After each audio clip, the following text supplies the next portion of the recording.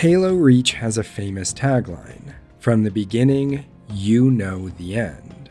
This promise is illustrated in the game's opening moments where you're shown a scene from its conclusion, our character's helmet shot through the center, lying among the smoking debris of the planet. The narrative is defined by a promise, inevitable loss. This is not a story of victory, instead it's one of failure and the cost of survival. The thesis of this video is that Halo Reach achieves its profound emotional power despite a necessary design failure, its narrative structure that is fundamentally constrained by its role as a prologue. The story executes a highly effective linear march to the grave for its characters. However, because its narrative is also forced to tie into the established continuity of the greater Halo universe, it causes problems for the game as a self-contained narrative. Halo Reach is a prologue that can only be played as an epilogue.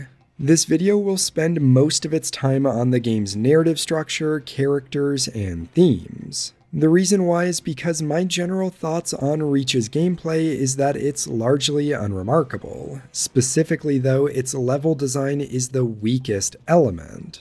The actual design of the combat spaces rarely offers depth or complexity, and there's seldom an escalation to the game's enemy encounters, meaning many of the battles just end up feeling the same. The campaign's levels are only made interesting by their mission design, meaning the ideas behind what you're doing.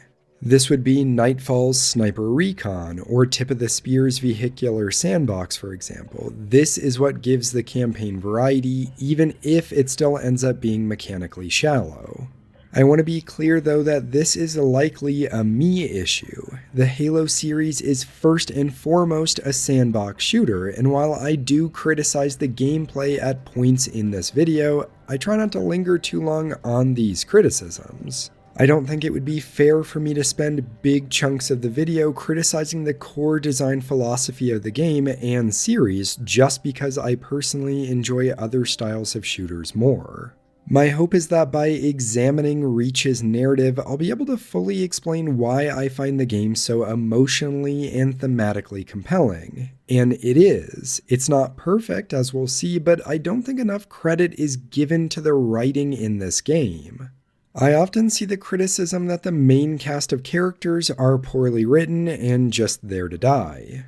I couldn't disagree more. Characters in a story can serve different purposes, and not all characters need to have a deep, transformative arc in order to be effective. Reach's characters are meant to represent different themes within the narrative, and to that end, they are well written. Two final notes before I begin talking more specifically about the story. First, this video will not discuss the multiplayer, Forge, or any other mode found in the game, in case that wasn't already clear.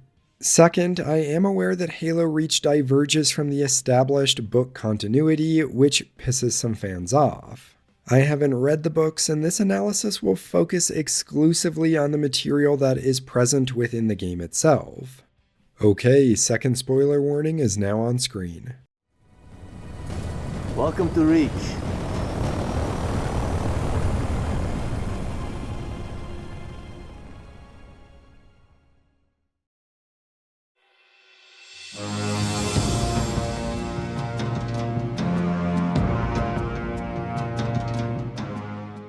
Let's start with the basics. Halo Reach was developed by Bungie and released in September of 2010.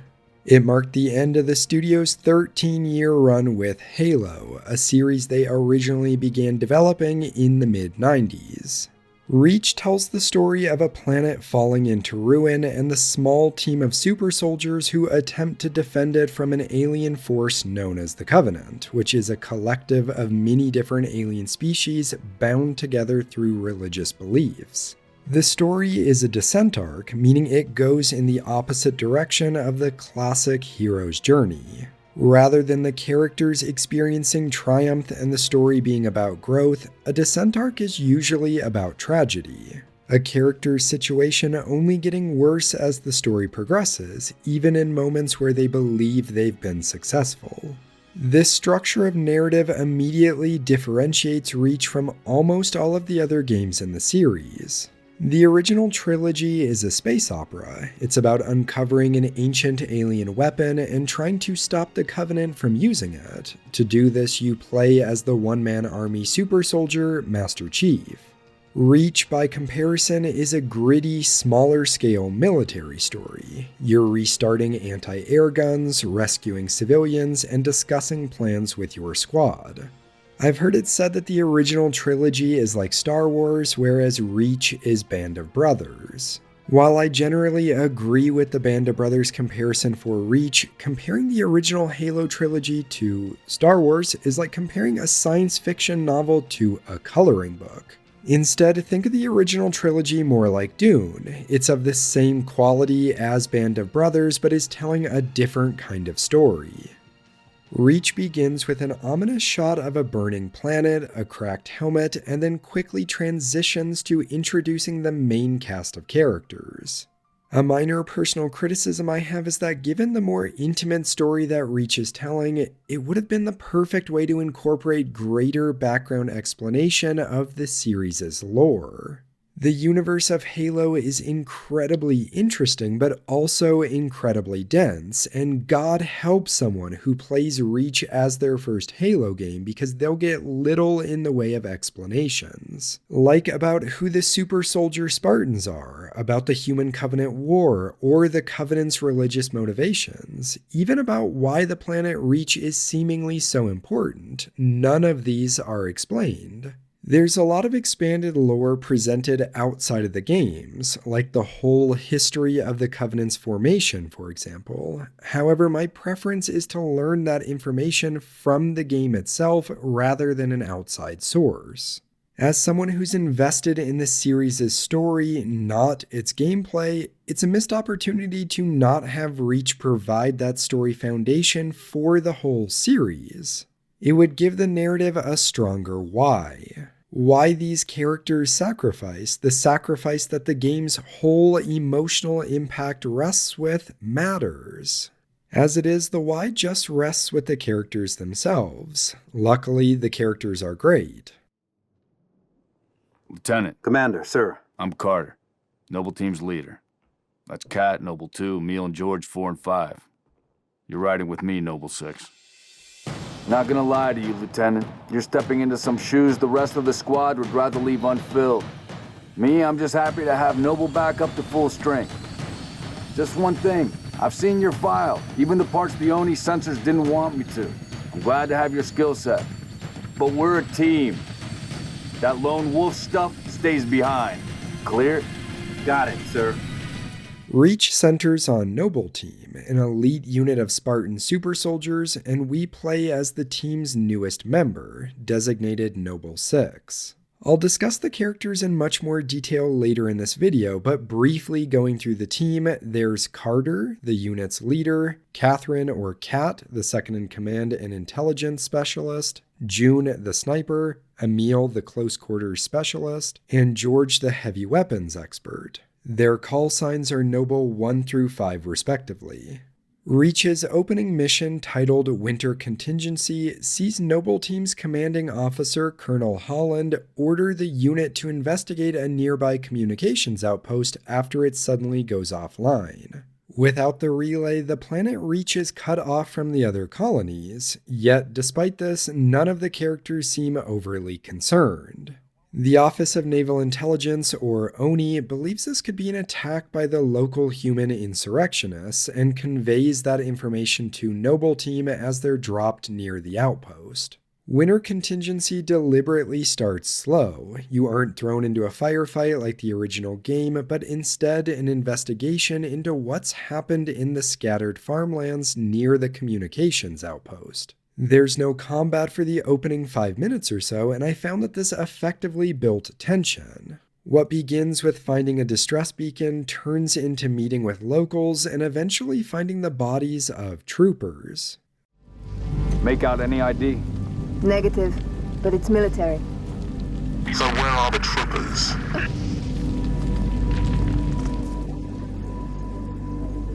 Noble 3. Confirm any EX residue in the area. Negative. they've said? Plasma, maybe. Can't be. Not on Reach. There's a lot of blood on the ground. All right, Noble. Looks like there's nothing here. Let's move on. On your knees, now! They're not rebels, they're farmers. Look at them. Ask them what they're doing here. Mitkres de Git. Magnemar kartuk min handling. Hiding, sir. Tegnab adje, as somsidot isha jordadjat. She called us. Neighbors were attacked last night. He heard screams, gunfire. Stopped around sunrise. Says something in the fields killed his son. Something. We've got military casualties, 2 of the missing troopers. Looks like they were interrogated. It's messy. Players, even new ones, will likely know that this is the Covenant, but Noble Team doesn't yet. Unfortunately, all of this tension and buildup is then released with an anticlimactic fizzle with the actual reveal. Boss, I see movement outside your structure. Move up to the west. We're about to be flanked. Huh? Damn it! Covenant! Contact! Contact! Spartans, assist! Here we go. Headed into the basement. Move down. It's a failure for the mission's otherwise strong design. The Covenant just sort of appear and no one really bats an eye, which is a waste of that initial buildup. Noble Team then just casually fights through several small skirmishes on their way to the outpost. It's confusing to me why this initial contact wasn't a bigger reveal, especially since the mission already contains a perfect moment for it. Once at the comm relay, Noble Team is ambushed by several elites. Keep still, and I'll release you.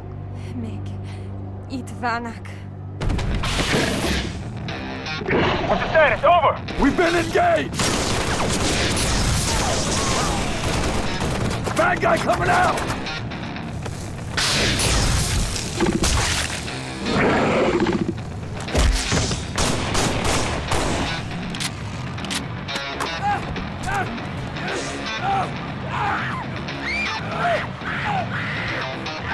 That Tango group has permission to pursue. Negative, 4. Stay on the entrance. 2. Handle her.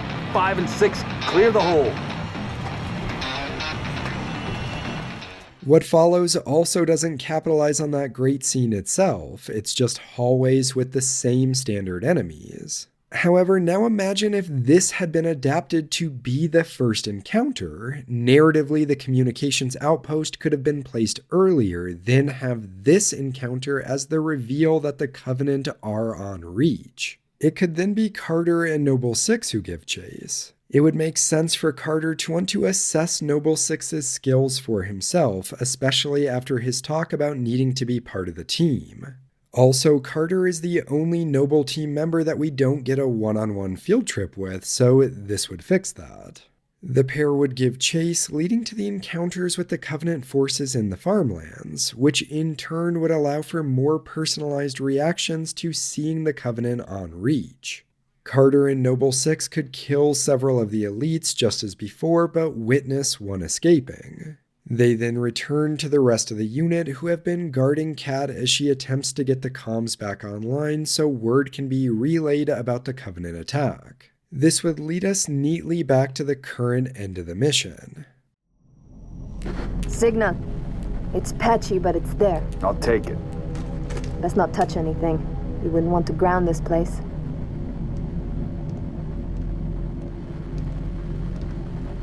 Barely getting you. What's your situation? Over? Colonel, this is Noble One.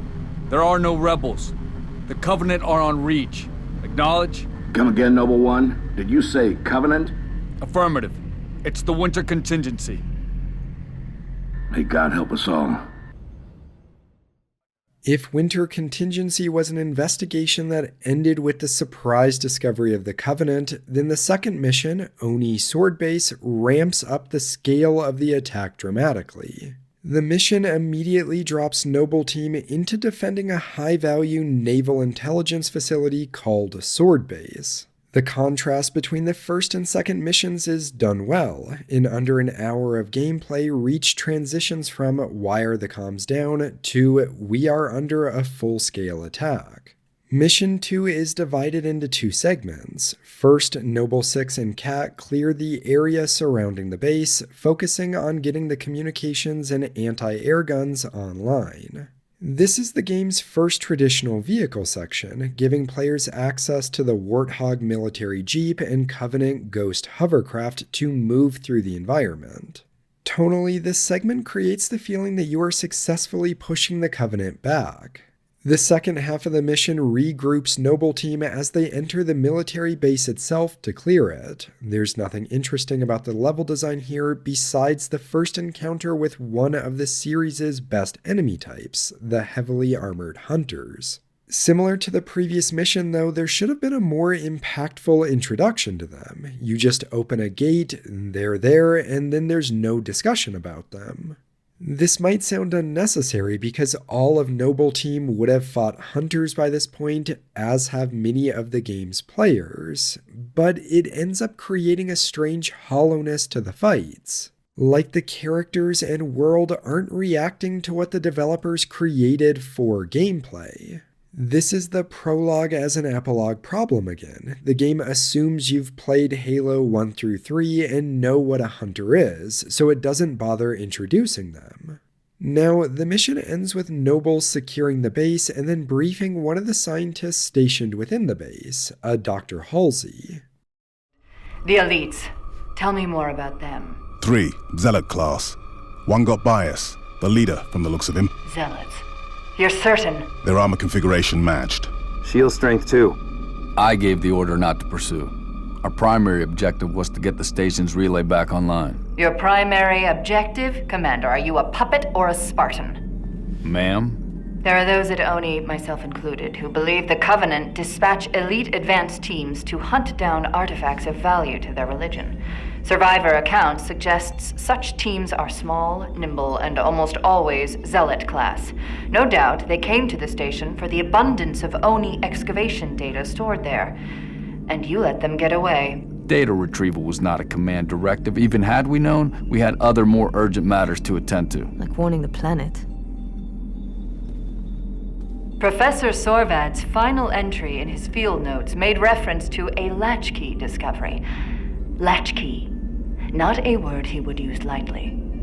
So let's hope that the data module your Lieutenant Commander stole contains it. Cat?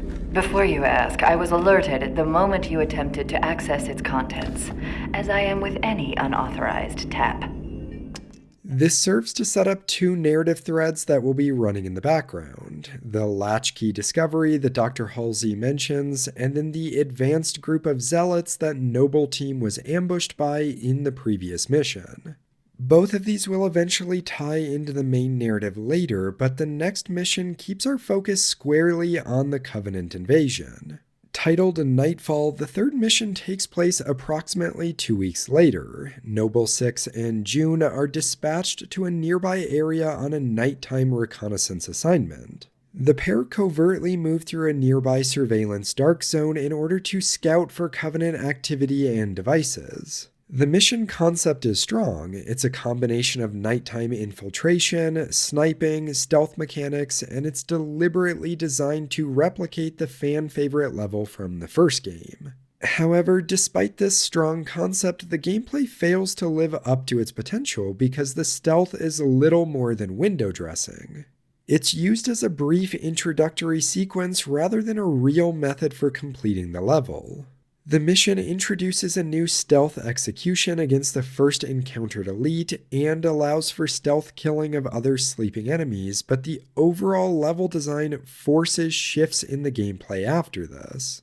The initial stealth phase quickly gives way to unavoidable firefights. Even the sniper rifle, a key part of the mission's concept, is immediately punitive if used, as firing it alerts all of the enemies. Despite these gameplay criticisms, however, the mission excels in its atmosphere. The eerie night environment that utilizes purples, browns, as well as both shadowy and bright glowing greens is perfect for the mission's espionage theme. Narratively, the recon mission reveals the source of the dead zone is a giant Covenant pylon that's hiding a massive invasion force.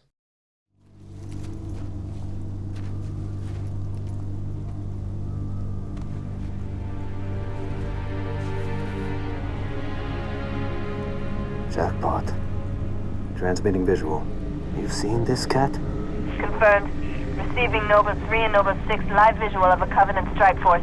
It's no strike force. It's an invading army. If we're gonna smother this thing, we need to go in hard and fast. Agreed. All recon teams disengage and fall back. Sun will be up in a few hours, and it's going to be a very busy day. June and Noble 6 place a remote detonation charge on the Covenant surveillance blocker and then slip out of the area.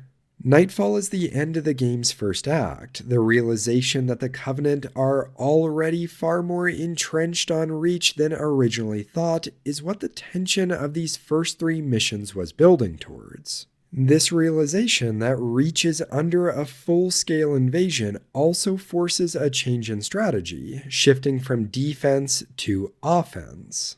The 4th mission, Tip of the Spear, is that strategy shift playing out. It's the campaign's first large-scale battle and sees Noble Team join a massive ground assault with the United Nations Space Command, or UNSC for short. Detonating in 3, 2...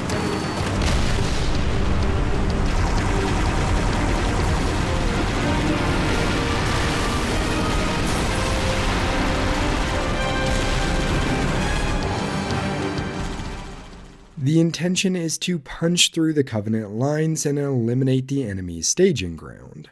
Noble 6 and Cat in the first segment of the mission spearhead the attack by neutralizing 2 Covenant anti-air guns, as well as a high-priority elite zealot target at a nearby mining facility.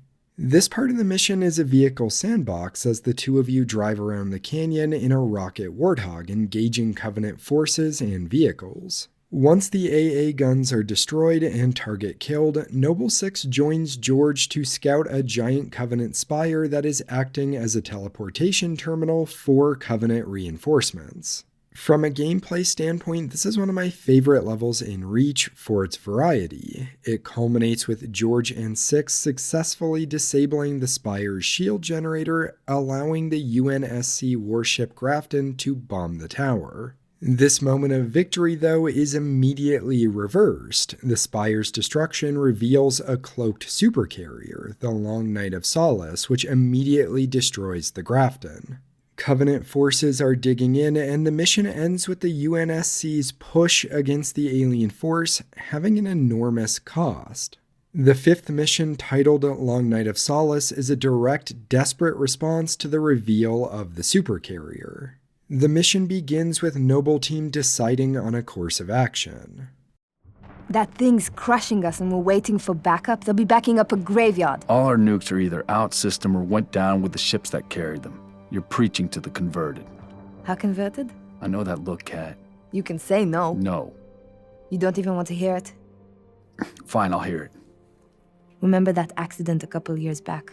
Colony ship en route to Cygnus, 700 dead. Vaguely a slip space drive malfunction, right? Actually, it worked fine. The drive was mounted improperly after a service haul-out. When it fired, it teleported half the ship to oblivion. This is relevant. How? A certain Covenant supercarrier could, with some assistance, suffer the same unfortunate accident. Even for you, Cat, that's... Inspired? Not the word I would use. What's going on? Go ahead. Explain. May I? Don't cut yourself. Objective: destroy Covenant carrier in geosynchronous orbit above us. This sanctioned, sir. What do you think? Oh. Method: a slip space drive in lieu of the nukes we don't have. Delivery system: us. Solvable? Getting us up there. That and getting our hands on a slip space drive. It's a bit heavy on the techno jargon, but what Cat's suggesting is to board a Covenant ship, load a slip space drive, which will act like a bomb, and then detonate it once the ship returns to the supercarrier. The opening section of the level is a beach assault where Noble Team fights their way to the launch site. A Sabre space jet has been prepped for Noble 6 and George, and this leads to the unique gameplay selling point of this mission, the flight sequence. Unfortunately, the first space vehicle combat in a Halo game is truly awful. Noble 6 and George must defend a UNSC station in order to get a slip space drive, and what that translates to is flying around a mostly empty space, shooting the same 3 types of Covenant ships for 10 minutes. It's a beautiful environment and a cool idea, it's just executed poorly. The final part of the mission sees George leave in order to escort the slipspace drive, while Noble 6 boards the Covenant cruiser in order to take down its communications and manually set it to return to the supercarrier. George arrives with the bomb shortly after, but due to some Covenant resistance in the hangar, there are now 2 snags. Well, I got good news and bad news. This bird took some fire and our thruster gimbal is toast, which means the only way off this slag heap is gravity. And the good news? That was the good news. At current velocity, 53 seconds to end point. Yeah. Bad news is, time is fried. I'm gonna have to fire it manually. That's a one-way trip. We all make it sooner or later. Better get going, 6. They're gonna need you down there. Listen, Reach has been good to me. Time has come to return the favor. Don't deny me this.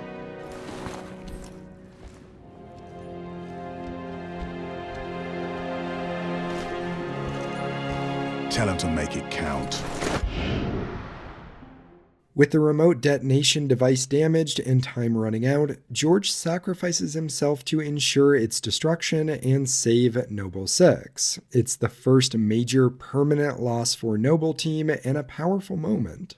However, once again, the feeling of victory is immediately reversed. Right after the detonation, a fleet of Covenant ships arrive above Reach. Taking place 2 weeks later, the next mission, Exodus, finds Reach fully gripped by a massive invasion. The mission's opening cutscene shows Noble 6 having survived re-entry, but now alone on the outskirts of the city New Alexandria. The bulk of the mission involves aiding UNSC forces in the evacuation of civilians from the city. This is one of the rare instances where the campaign introduces a new enemy, the ape-like brutes. Unfortunately, they end up feeling like a step down from the elites because they're often easier to kill since they don't have energy shields. The brutes don't fight any differently or have anything that balances this out, and so they add nothing to combat encounters. While the mission effectively portrays the desperation of a city under siege, Exodus doesn't leave a strong impression on me because for as good as its presentation is, it's completely overshadowed by the next mission, New Alexandria. The mission opens with a somber scene of Noble 6 surveying the damage as he's flown deeper into the city to reunite with the rest of Noble Team.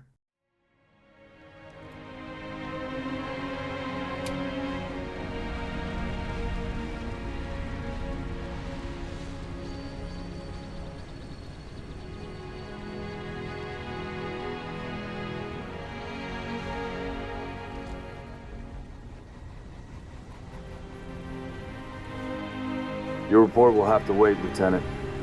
The Covenant are jamming all comms to command. Cat needs your help running a counter-op. It's good to have you back. Sorry I came alone. Make him proud. This scene says so much with so few words. 6 is clearly carrying the weight of George's loss, but Carter immediately steps in to relieve him of the burden of reporting it. It's a subtle piece of character writing that reinforces Noble Team's bond, and I'll return to it again later in the video. The mission itself sees you piloting a Falcon through the burning remains of the city's skyscrapers in order to destroy communication jammers that the Covenant have installed. It's a semi-open structure that sends you to 3 locations across the city, a hospital, a luxury office space, and then a nightclub. Here we're introduced to another new enemy type, the drone, and the game does it in a cool way. After deactivating the jammer in the office space, a swarm of the bugs attack. While probably my least favorite enemy in the entire Halo series, at least its introduction was better than what we got for the Hunters and Brutes. The mission's real success, though, is its atmosphere. It's heavy, the city is burning, and the tone is one of hopelessness. In the background, you can see the city being glassed, which is the Covenant's process of using plasma to melt a planet's surface into a barren wasteland. After clearing the jammers, Noble Team receives a priority transmission from Colonel Holland. Because the team is operating in a dark zone, this call is made over an unsecure channel, allowing the Covenant to triangulate Noble's location. Carter answers the call, but it quickly becomes secondary as the Covenant begin glassing the immediate sector, forcing Noble Team to the nearby bunker. Radiation flare. Big. 40 million root guns. Just lost Holland. What's going on? Atomic excitement scrambled the signal. 90 million now. Source? Airborne. Close. How close? That close!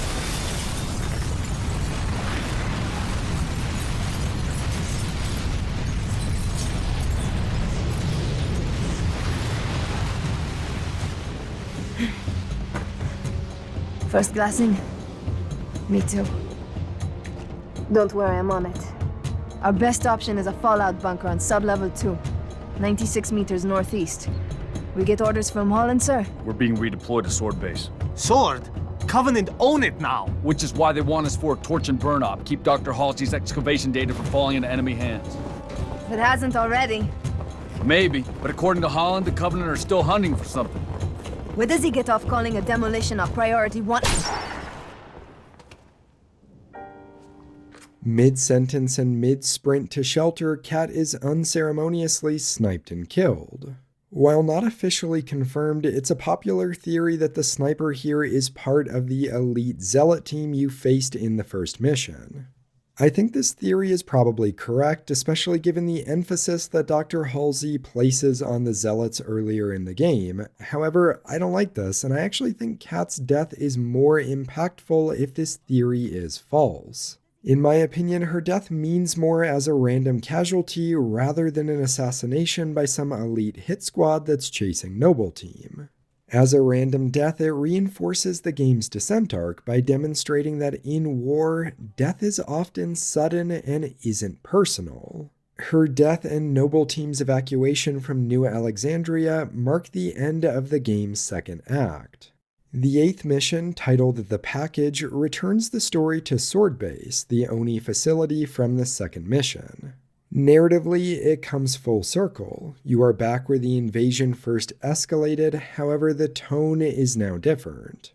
Before it was a defensive military operation, now the UNSC no longer holds the base, and Noble Team has been sent back for a demolition op to ensure the facility and its secrets are destroyed.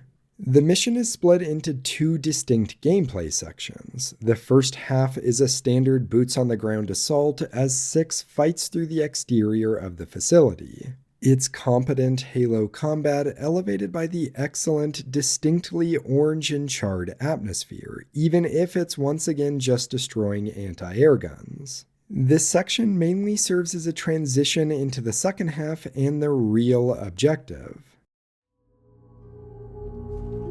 Your new AI friend tell you anything else, Dot? Dot. She's been expecting you.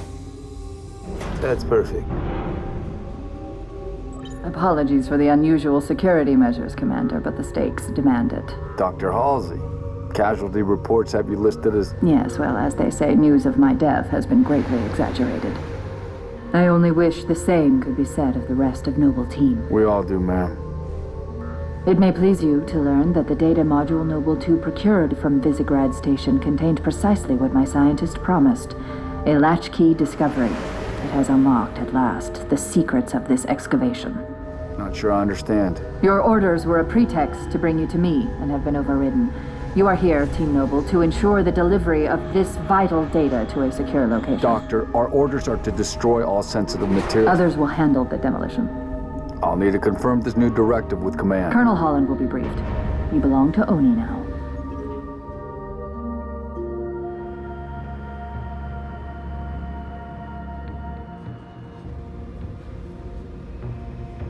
Before you is an alien artifact neither human nor Covenant in origin, advanced beyond our comprehension, until now. Thanks to Noble 2, the decrypting of its data is nearly complete. Whatever we're doing down here, we better do it quick. Have your data ready, ma'am. We're coming to you. The decrypting process is still underway. I don't think you understand. We're out of time. If it isn't portable when we reach you, it's gonna get buried. Bury any of it, and you bury mankind's best chance for survival.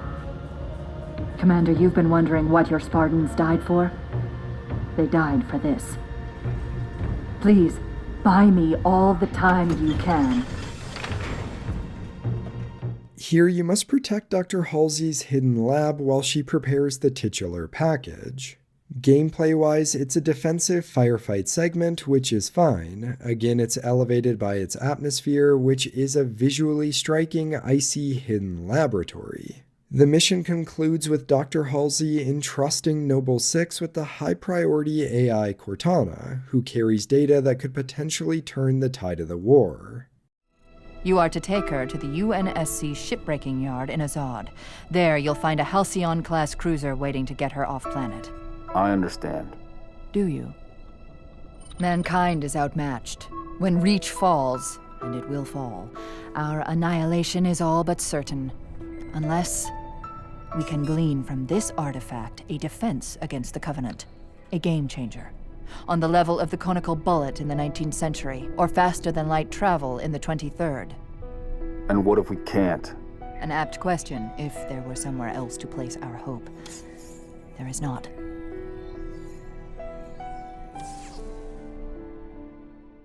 Additionally, Noble Team splits up.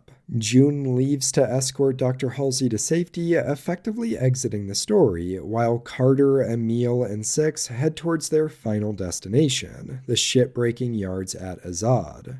So now I have to take a break from generally praising the narrative to state that I don't like the plot that Reach's third act is built around, this delivering of the package. The intention here, at least as far as I can tell, is to create a sudden, high-stakes win condition. The characters and audience now have a goal that seemingly matters, delivering Cortana to the Pillar of Autumn ship. Noble Team is no longer just dying in a losing war, they're dying to ensure that humanity has a future. It's creating hope, but it's also creating a tie to the original trilogy, of which both Cortana and the Pillar of Autumn are a part of. It's connecting the eventual success found in those games to the sacrifices made here on Reach by Noble Team. It makes sense, but I don't like it because it runs counter to the game's seeming goals and tone. The gritty, localized military tragedy where the stakes are the planet itself, not the setup for a different game. From the beginning, we know the end. Reach falls. So how do you make that tragic end compelling and not just depressing? One possibility is that Noble Team could be sent to take down even more anti-air guns. I'm joking. Instead of delivering a package that saves the galaxy, the final act should have been centered on ensuring the Covenant's victory on Reach is as hollow as possible. For example, Halsey could task Noble Team with the manual detonation of some high-value asset on Reach, perhaps connecting it to what the elite zealots were looking for. June still escorts Halsey off-planet, but the remaining 3 members go into the mission accepting that it's a one-way trip. This better reflects the game's themes. The mission's success wouldn't be humanity survives, it would be the Covenant gets nothing. It would also significantly increase the tension. In the current version of Reach, Noble 6 has to succeed because we know the Pillar of Autumn and Cortana make it to Halo. If the third act goal becomes blowing up a subterranean defense network to protect UNSC secrets or something like that, failure would be a real possibility, making the eventual sacrifice feel like a hard-won, unspoken victory rather than just a prequel tie-in to the rest of the series. The reality is that Reach didn't need Cortana or the Pillar of Autumn to be meaningful. Now, the final mission, titled The Pillar of Autumn, brings the remaining members of Noble Team to the shipbreaking yards and begins with them already on their back foot. Noble Leader, seek immediate medical attention. Noble Leader, please respond.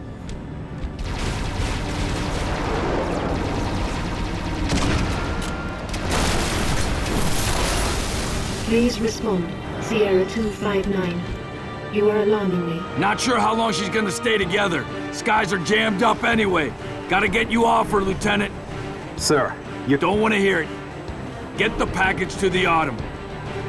Done. Not yet, it's not. Emil, go with him. It's a ground game now. It's been an honor, sir. Likewise. I'll do what I can to draw their fire. 6. That AI chose you. She made the right choice.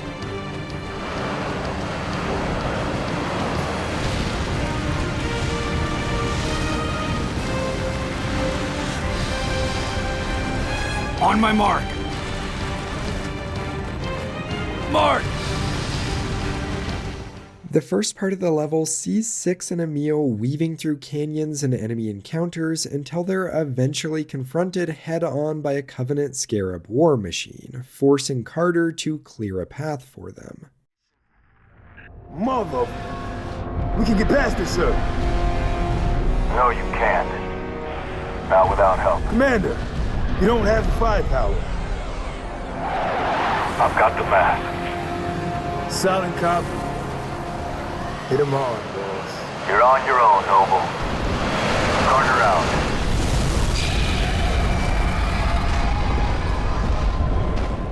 Carter's final lines, the "You're on your own, Noble, Carter out," has always stuck out to me, even when I played it for the first time in high school. With Carter, the leader, gone, it transfers the whole burden of completing the objective to the player's shoulders. Six and Emil reach the next area, the ship dry dock, and must push through enemies to reach the Pillar of Autumn. This is a well-designed space, but it's largely devoid of enemies. Look at this. It's a massive area, and all the enemies are collected in the center, and it's mostly just the fodder, grunts, and jackals that are easily killable. The connecting area has some added defenses with turrets and smaller vehicles, but it's the same issue. Carter was forced to blow up a scarab with a pelican ship, and here I am just headshotting groups of grunts like a jackass. The pair arrive near the Autumn and must clear a landing zone so its captain can safely collect Cortana. Emil takes control of the nearby mass driver cannon in order to take down any larger Covenant ships. This leaves Six to deal with all ground resistance. This is good. It's the only part of the level that feels like it steps on the gas for encounter design, and that's because it's a small space with more enemies. Quality ones too, elites and armored brutes. Noble Six delivers Cortana to the Autumn's captain, but chooses to stay behind to operate the cannon after Emil is killed by a group of elite zealots.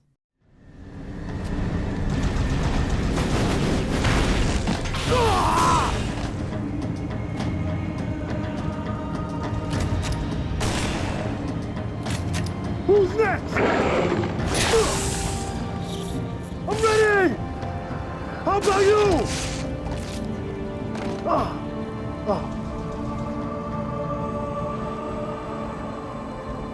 Lieutenant, get aboard! We gotta get the hell out of here!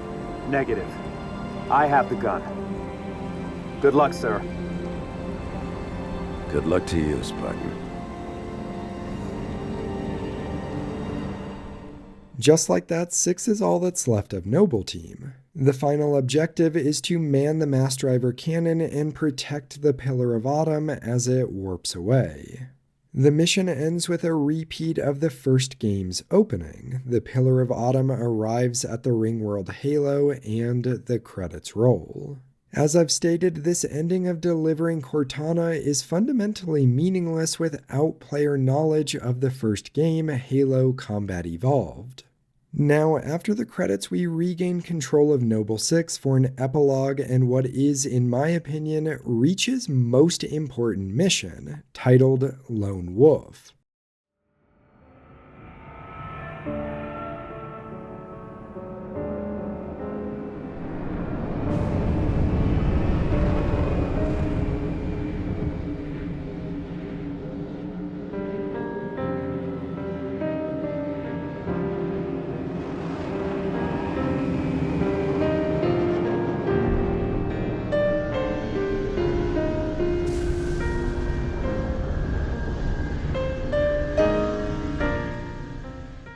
Your only objective is to survive against increasingly difficult and numerous enemies. Noble Six is eventually killed, and we get a final closing narration from Dr. Halsey over scenes of Reach's eventual future recolonization. On a grassy plain, Noble Six's helmet, now battered and overgrown, rests as a silent monument. Lone Wolf is the fate that the game has promised since the beginning. There is no victory, no hope, you fight until you no longer can. It's also the thematic core of Halo Reach's narrative, that winning isn't what makes you heroic, it's refusing to give in even when the outcome is certain. This is what sets Reach apart, why its story and particularly its characters stay with people.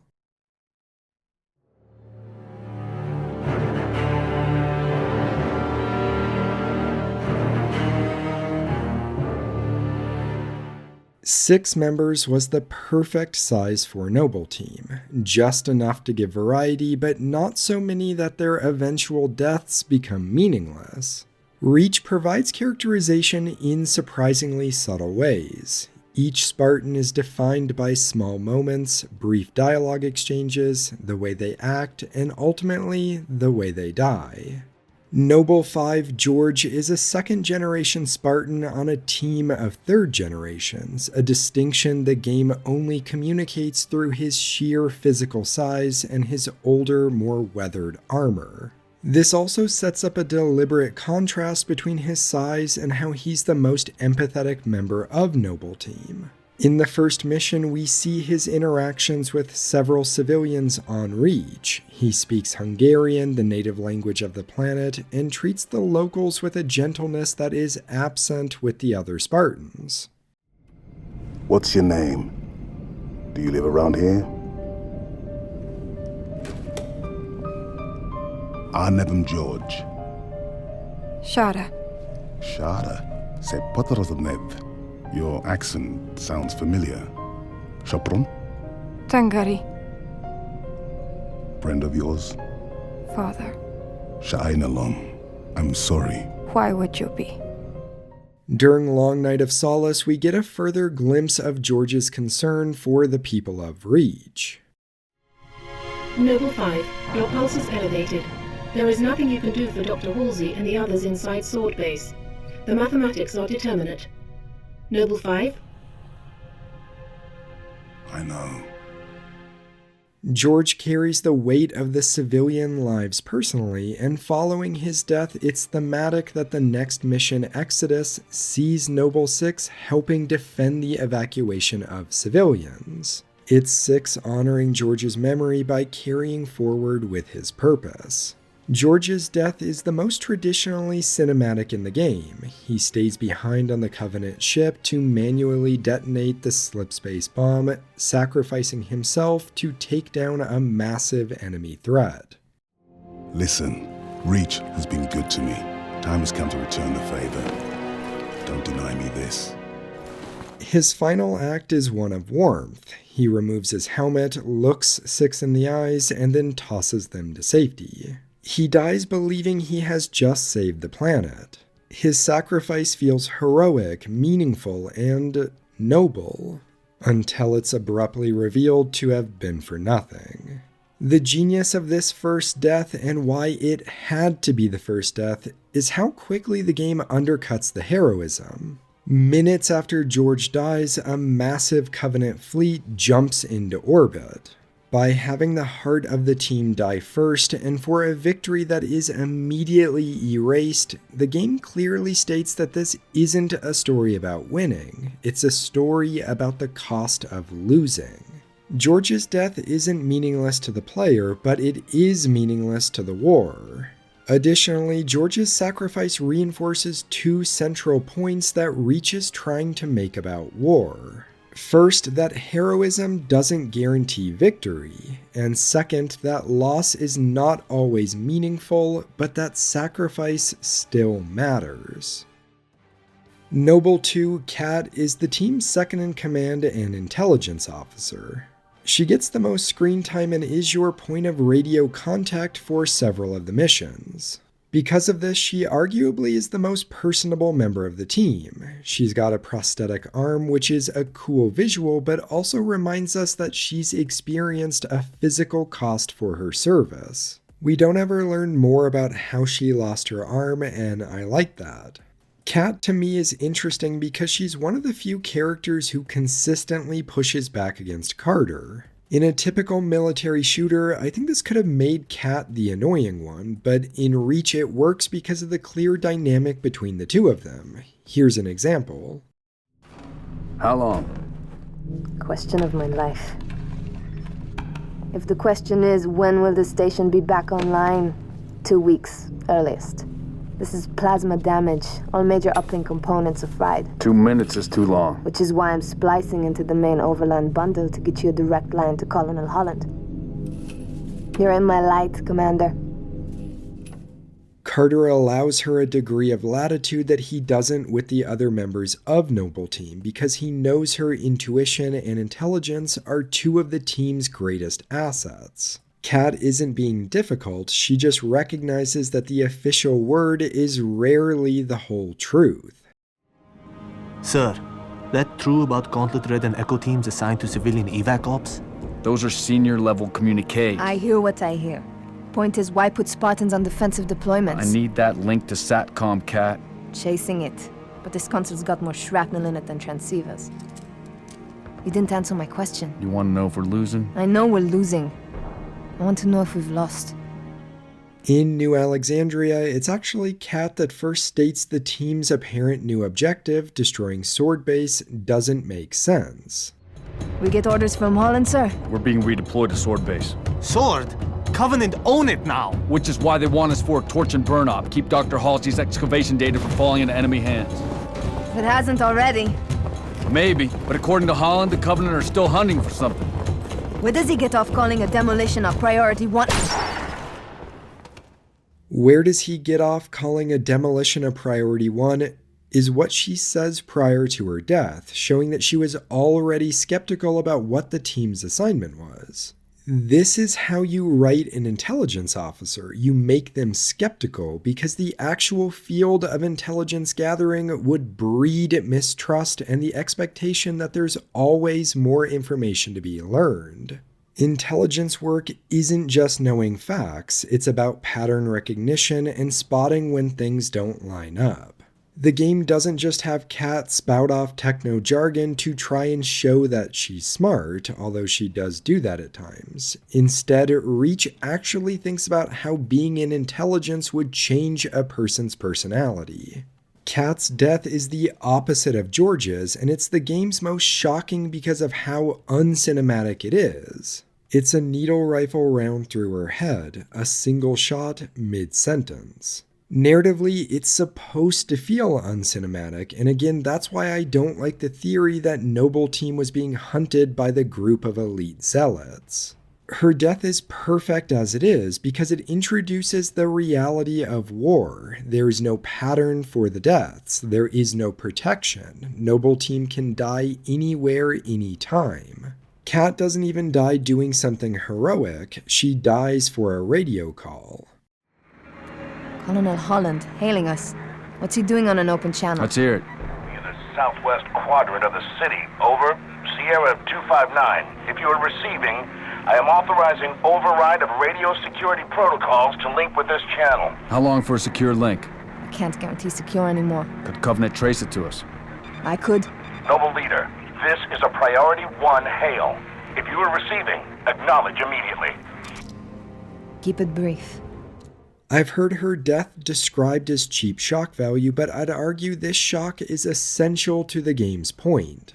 In a traditional hero's journey, every death has a point and are often the conclusion of a character's arc. In Reach, the deaths simply reinforce the reality that they are in a losing war. This brings us to Noble One, Carter, who is the least flashy of the Spartans. He's not charismatic or immediately likable.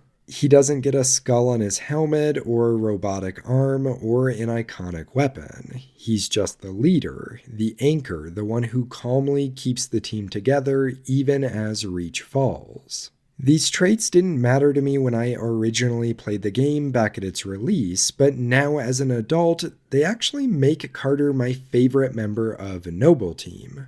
And I can't emphasize this enough that Carter isn't just a good leader, he's written as a great one. He's the one making decisions and giving the orders, but also taking responsibility for any mistakes.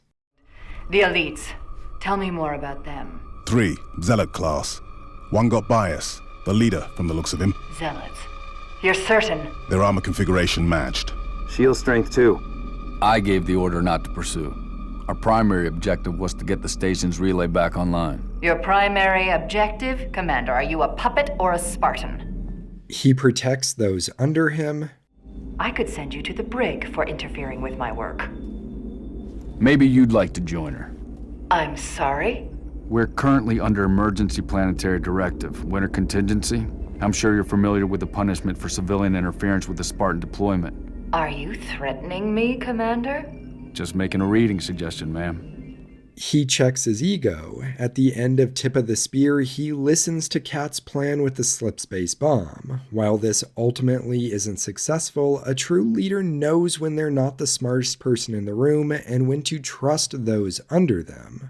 Carter also demonstrates that he doesn't just care about objectives, he cares about his team's humanity. We witnessed this during the beginning of New Alexandria. Your report will have to wait, Lieutenant. The Covenant are jamming all comms to command. Kat needs your help running a counter-op.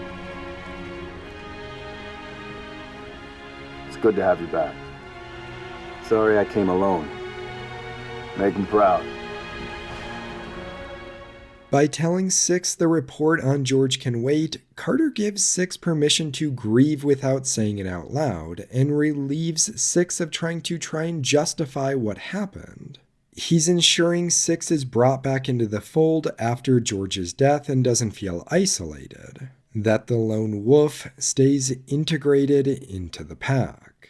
This is especially important given how Six was introduced to the team. Not gonna lie to you, Lieutenant. You're stepping into some shoes the rest of the squad would rather leave unfilled. Me, I'm just happy to have Noble back up to full strength.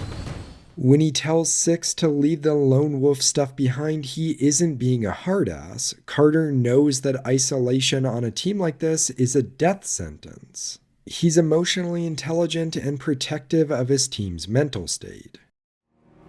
Hey, you made it. It's a regular family reunion. Keep him. I gave him to you. I'll honor him my own way. George always said he would never leave Reach. The big man was sentimental. He gave his life thinking he'd just save the planet. We should all be so lucky. You can tell that the members of Noble Team have the highest degree of respect for Carter. When he gives orders, they're spoken with clarity and purpose and a calmness which during a war carries confidence. Now that I'm older, I understand that all of these are the characteristics of a true leader. There's a quiet dignity in how Carter handles the inevitable. It's his steadiness through the game that makes his eventual death resonate for me in a different way from the others. He acknowledges that his wounds won't allow him to complete the mission and so makes the logical choice. He uses the last moments of his life to clear the path for Six and Emil. There's no emotional monologue, just a tactical decision made by a dying commander. And that is exactly what makes it powerful. Carter is actually the only one who trades his life for a successful outcome, too. It's poetic that the least flashy Spartan gets the most functional death. Noble for Emil is the easiest member of the team to characterize superficially because of his coolness factor. The big-ass knife, the shotgun, and the iconic skull carved into his helmet visor. His personality is abrasive, often nihilistic, and he's the one that gets to make sarcastic one-liners throughout the game. He was the Spartan I was most drawn to when the game first released, and I imagine this is probably true for many people who are about my same age. As an adult, I still like Emil, but now for different reasons. I now recognize his bravado is a front in order to protect himself and remain detached from the work he does. He initially seems to have a quite cold detachment from what is happening on Reach, shown by how he handles the civilians in the first mission and with his emotionless reaction to George's death. It's a regular family reunion. Keep him. I gave him to you. I'll honor him my own way. George always said he would never leave Reach. The big man was sentimental. Emil is also the only Spartan we never see the face of outside of Six, who is only faceless because they're meant to be a blank slate for us to project ourselves onto. With Emil, though, it's clearly part of his attempt to hide his humanity. Behind this bravado is a Spartan who is not only deeply competent and calculating, but also extremely loyal and who does honor the fallen in his own way. Emil, go with him. It's a ground game now. It's been an honor, sir. Likewise.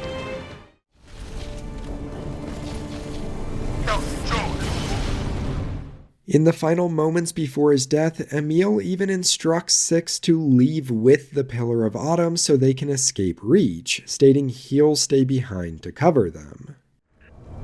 6, time for you to leave. Get the package to the pad and get your ass off this planet.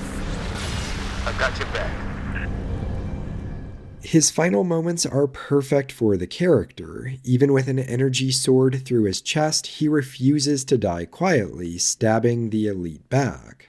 Emil's death is a warrior's death, and he dies holding the line, defending the mass driver. Like the other characters, Emil's death is thematically significant because it reinforces one of Reach's central ideas, that even the most aggressive warrior can't outfight the end. Fury is not enough. Strength is not enough. Emil fought the hardest and the loudest, but in the end, his bravado can't change the outcome. He dies anyways, and after he dies, the weight shifts entirely onto Noble 6 alone.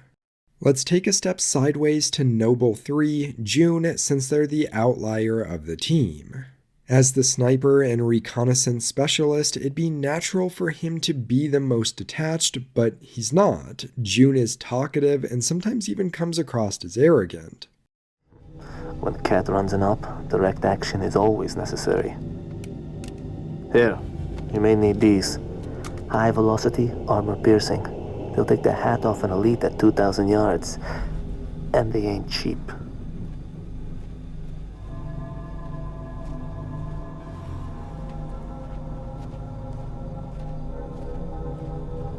I'll be in touch. Well, it's pointing us a click and a half east and 2,000 feet underground. I didn't bring my shovel, Commander. Sir, I say we go AI free on this one. Obviously, these coordinates are junk, and the longer we go chasing them. June is the least developed member of Noble Team, which fits with being the sniper. The most significant thing about him, in my opinion, being that he's the only one that lives. Midway through the final act, Carter orders June to escort Dr. Halsey to safety. Dr. Halsey, Noble 3 will escort you to Castle Base. I require no escort, Commander. June, make sure nothing falls into enemy hands. I'll do what's necessary, sir. Good luck. You too, Rifleman. June is the logical choice. Someone had to escort Halsey, and this reinforces his identity as the observer, not the frontline soldier. I find this particularly interesting because June has to know that the rest of Noble Team are going to die, and that he's not going to be there with them. The decision to send him away also creates narrative symmetry. In a game defined by death, if everyone died, the story would be over, but because June lives, the memory of Noble Team lives. June doesn't survive because he is the strongest or bravest, because sometimes survival isn't about being the best, it's just about being the one who was ordered to leave. His survival also highlights that not all sacrifices are fatal, and that in many ways, being the one ordered to leave while your family stays behind to die is a heavier toll. Finally, Noble Six, defined not by personality traits or voice lines, but by the opposite, their silence. On paper, I can understand why this could be criticized as lacking character, but in practice, I think Noble Six feels real to me because I'm Noble Six. My feelings over the course of the story are what he's feeling. He doesn't need to say it because I'm already thinking it. Noble Six is one of the Halo series' and Bungie's greatest accomplishments, in my opinion, that they created a character for this type of narrative that felt so easy to inhabit. In a genre full of chatty heroes, many of which I like, I might add, Reach gives us a Spartan who doesn't speak outside of occasional lines, and somehow that quiet makes the character louder. When Noble Six dies, there is no final speech, no dramatic eulogy, there's just despair in being forced to watch our own death. Six's final moments in the mission Lone Wolf are the thematic climax of the entire game. Six starts the game alone and now ends it alone, but the context has changed. They aren't alone because they want to be, they are alone because they chose to stay behind. Noble Six had a seat on the Autumn, but chose to give it up to man the gun, effectively signing their own death warrant so that the rest of humanity could have a chance. Six dies not as a lone wolf, but as a Spartan of Noble Team. As always, thanks for watching. If you're new to the channel and enjoyed this video, know that I have many others you would also probably enjoy. From one covering the original Fable, to Control, Red Dead Redemption 2, Uncharted 4, The Last of Us Part 2, Lies of P, and the entire Dishonored series. I've been told I make great second monitor material, so if you're looking for something to keep you company while you work, stick around, because you're in the right place.